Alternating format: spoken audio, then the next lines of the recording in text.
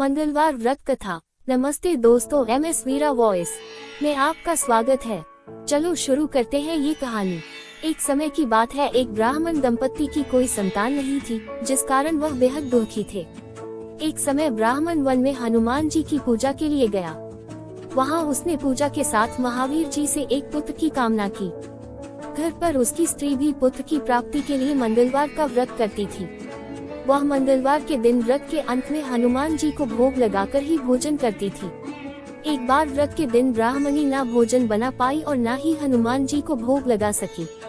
उसने प्रण किया कि वह अगले मंगलवार को हनुमान जी को भोग लगाकर ही भोजन करेगी।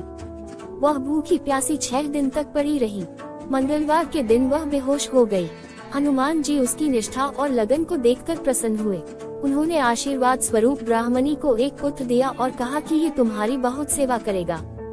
बालक को पाकर ब्राह्मणी अति प्रसन्न हुई। उसने बालक का नाम मंगल रखा।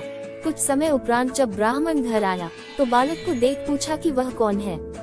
पत्नी बोली कि मंगलवार व्रत से प्रसन्न होकर हनुमान जी ने उसे ये बालक दिया है। ब्राह्मण को अपनी पत्नी की बात पर विश्वास नहीं हुआ। एक दिन मौका देख ब्राह्मण ने बालक को कुएं में गिरा दिया। घर पर लौटने पर ब्राह्मणी ने पूछा कि मंगल कहाँ है। तभी पीछे से मंगल मुस्कुरा कर आ गया। उसे वापस देखकर ब्राह्मण आश्चर्यचकित रह गया।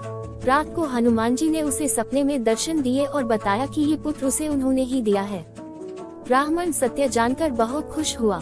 इसके बाद ब्राह्मण दंपत्ति प्रत्येक मंगलवार को व्रत रखने लगे। जो मनुष्य मंगलवार व्रत कथा को पढ़ता या सुनता है और नियम से व्रत रखता है, उसे हनुमान जी की कृपा से सब कष्ट दूर होकर सर्व सुख प्राप्त होता है और हनुमान जी की दया के पात्र बनते हैं। अगर आप हमारे चैनल में नए हैं तो चैनल को सब्सक्राइब, लाइक और ज्यादा से ज्यादा शेयर करो। Thanks for watching.